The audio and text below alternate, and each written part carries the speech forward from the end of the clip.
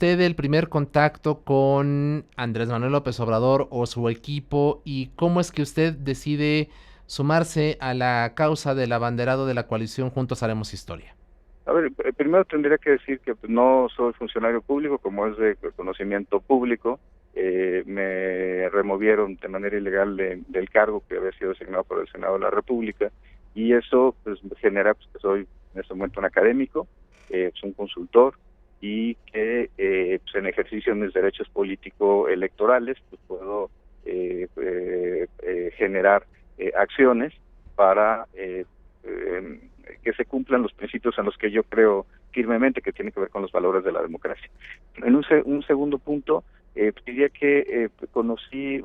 he tenido contacto con personas que han estado relacionadas con el licenciado López Obrador desde hace algún tiempo. Es público y notorio que yo fui asesor de Jaime Cárdenas en el Consejo General del Instituto Federal Electoral, que trabajé con María Luz Mijangos, que ha sido propuesta como fiscal anticorrupción en la Contraloría Mayor de Hacienda de la Asamblea Legislativa de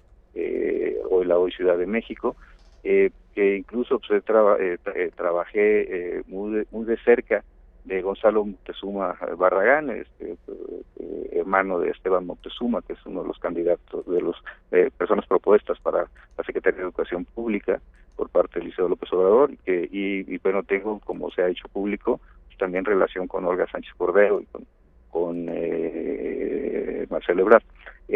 Inclusive pues me tocó, yo nunca había conocido al licenciado López Obrador, lo conocí hasta el templete en Tlaquepaque, a partir de la invitación de Marcelo Ebrard,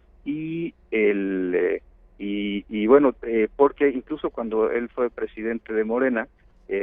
digamos, el encargado de ver los temas jurídicos ante la FEPADE era Horacio Duarte, el representante ante el Instituto Nacional Electoral. Y yo creo que el punto central tiene que ver con convicciones de naturaleza personal.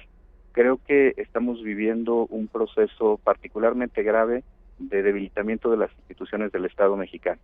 Y déjame poner 3 ejemplos. Primer ejemplo, creo que el tema de la Auditoría Superior de la Federación no solamente quedó descabezado durante 3 meses, sino un extraordinario auditor como Portal, por la decisión de carácter gubernamental, no termina pudiendo tener condiciones para poder reelegirse en el cargo. Yo creo que el segundo tema pues tiene que ver con el Tribunal Electoral del Poder Judicial de la Federación. Ha sido increíble cómo se ha formado una mayoría que, con independencia de la sentencia o del tema que se trate, subir al bronco a la boleta electoral, revocar los acuerdos que buscaban una cancha pareja, que buscaban controlar los programas sociales, validar la tarjeta rosa. Todas las decisiones de esta mayoría de integrantes del Tribunal Electoral están pensadas para favorecer al gobierno y al PRI. Yo nunca había visto eso. En mi experiencia electoral, el recuerdo pues, con un gran orgullo cómo se fue gestando el derecho electoral en una integración como la de Leonel Castillo, José Martínez Porcayo, Mauro Miguel Reyes Zapata o Jesús Orozco, en donde pues realmente se generó la transformación del derecho electoral y se actuaba con absoluta independencia de las posiciones gubernamentales o de poder. Yo creo que eso es lo que tenemos eso digamos sería un segundo caso de debilitamiento de las instituciones, pero también podría poner un tercer ejemplo que tiene que ver con la PGR. La PGR se ha utilizado, es hoy la institución de menor credibilidad del Estado mexicano, y se ha utilizado para efecto de golpear adversarios políticos. Por ejemplo, el caso de Ricardo Anaya es un ejemplo pues relevante de cómo se utilizó con facciones de naturaleza política, el caso de Néstor Salgado, por supuesto, y creo que todo esto está haciendo que las instituciones que generamos durante la transición democrática se debiliten. ¿Quién es el culpable de este debilitamiento? El gobierno federal, hay que decirlo con claridad. Y creo que eso es no solamente incompatible con la democracia, sino que es necesario buscar una reformulación de las instituciones del país para que funcionen para lo que fueron diseñadas. Por ejemplo, pues, CEPADE o PGR pues, tiene que perseguir delitos electorales, o tiene que perseguir delitos, aunque los delitos los cometan los amigos del presidente, como pues, el caso, muchos casos que se han estado ventilando de forma pública recientemente. Y mi punto tiene que ver con eso. Creo que estamos viviendo un proceso en donde las instituciones se debilitaron, donde se dejó de apoyar a los cuerpos de seguridad, como tenemos también problemas de condicionamiento de programas sociales. Se acabó una política de desarrollo social y fue sustituida por una política de clientelismo político a través de Prospera, pero de cualquiera de los más de 6,000 programas sociales que tenemos a nivel federal, estatal o municipal. Y en vez de generar desarrollo económico, combate a la pobreza, se pone a operadores políticos que buscan generar un clientelismo de esta naturaleza. Por ello, creo que en este contexto digamos, de retroceso en los avances democráticos que habíamos tenido en los 90s y en la década pasada, es preciso buscar un camino de regreso. Y existe con Andrés Manuel López Obrador la posibilidad real de que se combatan dos temas que para mí son muy importantes y que tienen que ver con lo que conversé yo con él. El tema es el combate a la corrupción. La idea es de que no se puede tolerar que existan acuerdos de naturaleza política que impidan que los altos jerarcas de instituciones no sean investigados, y el tema y además tenemos que salir de ese vergonzoso lugar 135 en materia de corrupción de 180 países que analizó Transparencia Internacional. Y por otro lado, el tema relacionado con cómo mejoramos la calidad de la democracia mexicana. Hemos convertido a amplios sectores de la población en espacios donde la compra de voto y el condicionamiento de programas sociales se convierten en un mecanismo de subsistencia de familias enteras, sobre todo en las regiones con mayores grados de marginalidad y atraso, como puede ser Chiapas, Oaxaca, la zona norte de Puebla, parte del estado de Guerrero. Y creo que en ese contexto es necesario cambiar el modelo de país y cambiar esto, y esto es muy importante, generar el cumplimiento de las leyes en México, para que no pasemos por una situación como la que estamos pasando, donde la corrupción y la impunidad se presentan todos los días en todos los espacios públicos. En resumidas cuentas, el contacto que permitió establecer la relación directa con Andrés Manuel López Obrador es Marcelo Ebrard. Sí, fue Marcelo Ebrard. Él fue quien tuvo los primeros acercamientos con usted. Ahora, ya dentro de la campaña, estamos ya a escaso un mes y algunos días de la elección del 1 de julio. ¿Usted va a desempeñar algún papel dentro de la campaña para apoyar a Andrés Manuel López Obrador? Puedo formar parte del Consejo Electoral, en el cual ya lo integran, entre otras personas, Gabriela Cuevas, Jaime Cárdenas, Germán Martínez, José María Martínez y Horacio Duarte. Y a partir de ahí la idea es generar un modelo que permita blindar las elecciones. Y por blindar las elecciones me refiero a que no se utilicen los programas sociales para fines de naturaleza electoral, y eso implica pues la verificación y la denuncia constante respecto a las actuaciones ilegales por parte de Prospera y de Cedesol, entre otras instituciones del Estado mexicano. Uh-huh. Es muy importante que para que la democracia persista, el voto sea un voto libre, y un voto comprado o condicionado de un programa social o amenazado por la suspensión de un programa social, evidentemente no puede ser un voto libre y no nos deja en un espacio de contemporáneos de todos los seres humanos, como decía, parafraseando la frase de Octavio Paz. Creo que este es un paso importante. No me voy a afiliar a Morena, mi vida siempre ha estado desde una perspectiva partidista, pero creo que en este momento es un momento de definiciones relevantes, y la definición más relevante tiene que ver con qué tipo de país queremos para futuro. Y a mí me queda muy claro que no podemos seguir con un gobierno como el actual gobierno federal, y necesitamos estar pensando en algo que permita combatir la corrupción, que ataque de frente las causas de la desigualdad social, y que por supuesto combata la impunidad. No es posible que después de casi 8 meses de que se solicitó por parte del gobernador de la Fiscalía de Chihuahua y del gobernador Javier Corral solicitudes de extradición en contra de César Duarte, o de que desde la propia CEPADE se solicitó la extradición de César Duarte, no se hayan generado las acciones por parte del Estado mexicano para requerirlo a las autoridades norteamericanas. Eso en buen español se llama impunidad, eso en buen español se llama corrupción, y eso es incompatible con mi forma de ver las cosas, y es lo que me ha acercado al movimiento del licenciado López Obrador. Hoy prácticamente todas las encuestas, si no es que todas, dan una amplia ventaja al candidato de la coalición Juntos Haremos Historia. Usted habla de blindar las elecciones.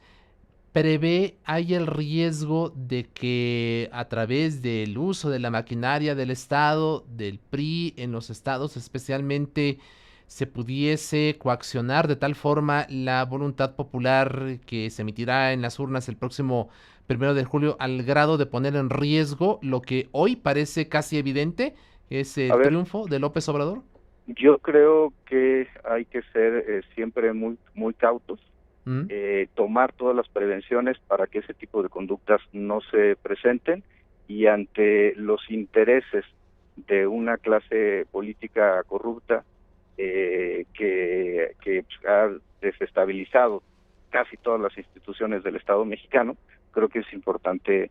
generar una reacción desde los medios de comunicación, la sociedad, la academia, que impida que este tipo de prácticas se materialicen en la jornada electoral del 1 de julio. Porque hay que recordar que el tema del condicionamiento de programas sociales no es el día de las elecciones, es un tema que viene ya desde meses y desde años atrás, y que tiene que ver con algo que decía yo hace un momento, con la política de desarrollo social. Cuando se sustituye una política de desarrollo social, de generación de proyectos de producción, por una política clientelar a base de tarjetas que no abona en combatir la política y que es absolutamente inmoral e ilegal. Santiago Nieto, se ha mencionado que el acercamiento que tienes ahora con Andrés Manuel López Obrador permitiría que le dieras información exclusiva, reservada, que usted tenía en su momento como titular de la FEPADE sobre un caso muy específico que ha marcado la atención pública durante los últimos años, que es el caso Odebrecht. ¿Esto va a ocurrir? ¿Usted tiene información relevante que no haya salido a la opinión pública sobre este asunto que involucra a Emilio Lozoya, ex titular de Pemex, a el eventual uso de sobornos que dio la constructora brasileña en la campaña de Enrique Peña Nieto en el año 2012? ¿Usted tiene esta información y usted eventualmente se la podría dar a López Obrador? A ver, yo soy un hombre de leyes y sé en ese sentido qué puedo utilizar que no sea información reservada y que no me y no se convierta en un hecho probablemente constitutivo de delito por su empleo para otros fines. Pero también, pero siendo también un hombre de leyes, sé hasta qué información puedo dar y qué información no puedo dar. Pero bajo ese supuesto conozco las metodologías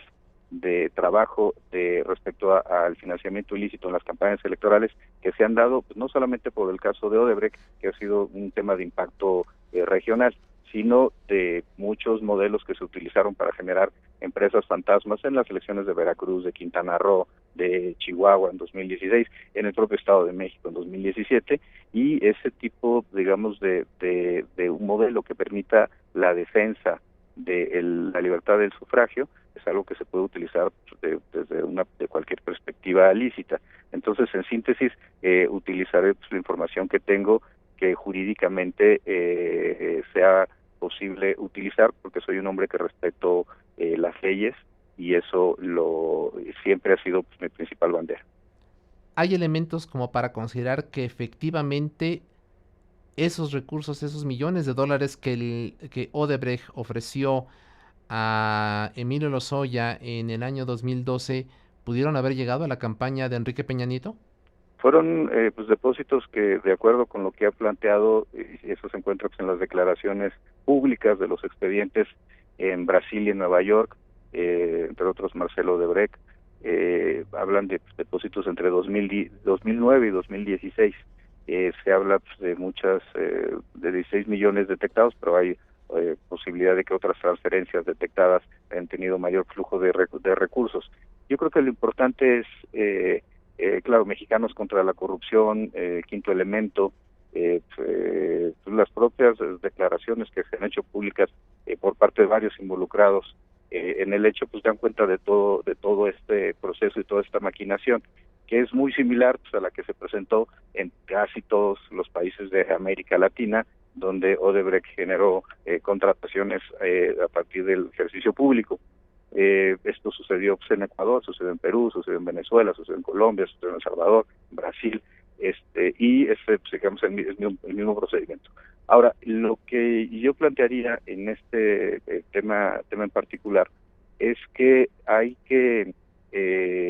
no puede haber en un país ni juicios sumarios ni absoluciones sumarias. El proceso tiene que ser un proceso siempre apegados a derecho. Yo sigo, como todos saben, con algunas investigaciones y denuncias abiertas en varios espacios de la Procuraduría General de la República, pero bueno, mi posición siempre ha sido la misma, tenemos que defender el Estado de Derecho, y en el caso específico del derecho al honor, a la vida privada, al sigilo de las carpetas de investigación, cuando la persona involucrada es un personaje de carácter público que por voluntad propia se puso en el espectro público, yo siempre soy un convencido, como lo han hecho muchos tribunales constitucionales a lo largo del mundo, de que el derecho al honor, a la vida privada, tiene que sufrir una disminución ante el derecho a la libertad de expresión, el derecho al acceso a la información pública de todos los ciudadanos, porque esos son derechos preferentes en una democracia. Si nos vamos a tomar la democracia en serio, esto también implica, pues, por supuesto, el hecho de combatir la impunidad, combatir la corrupción, y que no puede haber nada ni nadie fuera de los márgenes del marco normativo, y creo que esa es la función más importante para la reformulación de un país. Me han planteado que si lo mío es venganza, la respuesta es definitivamente no. Yo no pienso en venganza, pero soy un hombre de leyes, pienso en el Estado de Derecho, pienso en el cumplimiento de las reglas del Estado constitucional de derecho, y pienso que tenemos un país que está lesionado por las violaciones a las leyes. Y creo que este país tenemos que reformularlo a partir de un cambio en la cultura del cumplimiento de la ley, y a partir de pues, generar las sanciones a aquellas personas pues, que hayan violado los principios básicos de la convivencia entre la sociedad. Por último, doctor Santiago Nieto, a partir de esta vinculación ya directa con Andrés Manuel López Obrador y su equipo, ¿no tiene temor de que eventualmente estas investigaciones que están abiertas en su contra pudieran reactivarse y pudieran eventualmente incluso llevarlo a la cárcel? A ver, los pintaría de cuerpo entero, y creo que yo lo único que puedo decir al respecto es que me defenderé siempre con con las herramientas de la ley frente a cualquier caso autoritario. Por algo muy sencillo, y déjame ponerte un ejemplo. Cuando la PGR atacó a Ricardo Anaya con la intención de que bajara en las encuestas y que subiera José Antonio Meade, cosa que no lograron, por cierto, lo hizo haciendo la difusión pública de información que se encontraba dentro del expediente. Testimonios de testigos, hizo 3 comunicados, publicitó en una red de WhatsApp un video en el que cometía un ilícito, porque estaban interviniendo comunicaciones privadas entre un abogado y su cliente. Y por otro lado, a mí me sancionan, me remueven diciendo que violé el principio, la violación del sigilo la violación al sigilo de las carpetas de investigación, cuando hay una entrevista en un medio de comunicación que toma elementos incluso de una conferencia anterior descontextualizada para sobre este caso de Odebrecht, en donde pues, de forma recurrente pues, señalé que no podía dar datos en virtud del deber de sigilo de las carpetas de investigación. Entonces yo creo que el tema es que las normas tienen que ser aplicadas de forma igual para todos. Y si hay una sanción, si hay una violación a la normatividad, tiene que ser eso resuelto por un juez. Pero entonces Alberto Elías Beltrán y yo tendríamos que estar en las mismas condiciones. Y creo que ese es el tema central de lo que estamos hablando desde hace un momento, y que tiene que ver con el cumplimiento pues, de las reglas en el Estado constitucional de derecho. Yo soy un hombre que creo en las leyes, que creo en las instituciones, que al contrario me preocupa el debilitamiento de las instituciones a partir de esta óptica de amigos, de cuates, de clan, que no tiene visión de Estado y que no está pensando en el qué vamos a hacer el día 2 de julio, sino está pensando de forma desesperada en cómo revertir los resultados de las preferencias electorales que en este momento tiene el país y que pues benefician una amplia ventaja al licenciado López Obrador. Entre líneas nos acaba de decir algo muy importante. A usted lo acusaron de violar el sigilo de las carpetas de investigación que tenía por el caso Odebrecht. Y nos está recordando el caso de cómo la PGR utilizó el video de cuando Ricardo Anaya, acompañado por Diego Fernández Ceballos, los líderes de los partidos que forman el frente, estuvieron en las instalaciones para enfrentar una acusación que se realizaba en contra de Ricardo Anaya, y cómo la PGR difunde este video. Y yo le pregunto, en este caso, Alberto Elías Beltrán tendría que salir de la PGR por la misma acusación que hizo en su contra por violar el sigilo de las carpetas de investigación.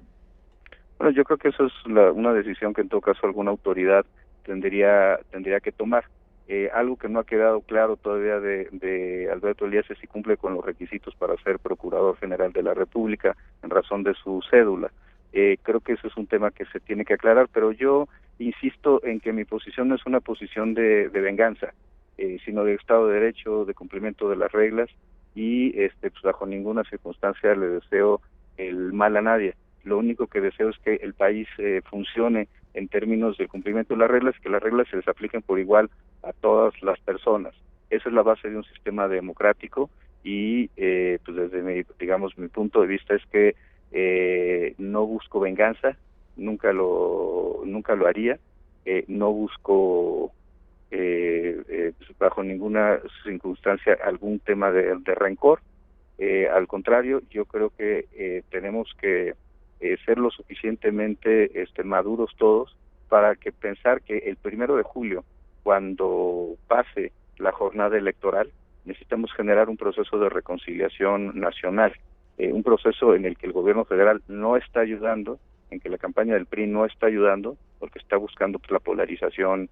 política y social del país, y yo creo que eso es algo que no nos conviene a nadie. Creo que el mejor camino que podemos seguir es que se cumplan las normas, que no se condicionen los programas sociales por parte de Cedesol, de Prospera, que estos operadores políticos jueguen limpio, que las normas jurídicas o la Procuración de Justicia no tenga un sesgo partidista en donde se deja de perseguir a gobernadores o exgobernadores con órdenes de aprehensión y se persigue a los adversarios políticos, llámese Néstor, llámese Ricardo Anaya. Y creo que el punto para mí más importante es que pues, necesitamos reconstruir la institucionalidad del país luego de que hubo un juego de cooptación de las instituciones. Creo que esto hay que dejarlo atrás. Necesitamos que las instituciones funcionen para lo que fueron diseñadas y la única forma de hacerlo pues es a partir de que cumplan con las expectativas de Corte Constitucional. La PGR persiguiendo delitos, desde la gente que rompe la estructura básica de la sociedad en la delincuencia organizada hasta la gente que desde la estructura de poder comete una conducta delictiva. Yo creo que hay que apostarle a eso, hay que apostarle al cumplimiento de las normas, hay que apostarle a la institucionalidad, y yo creo que a lo que no le podemos apostar es a seguir con este régimen de corrupción, de impunidad, de violación de derechos fundamentales y de ataques sistemáticos a las personas que pensamos diferente. Santiago Nieto, ex titular de la FEPADE, hoy integrante del Consejo Electoral de la coalición Juntos Haremos Historia. Muchas gracias como siempre por su tiempo y confianza. Muchas gracias, Honor.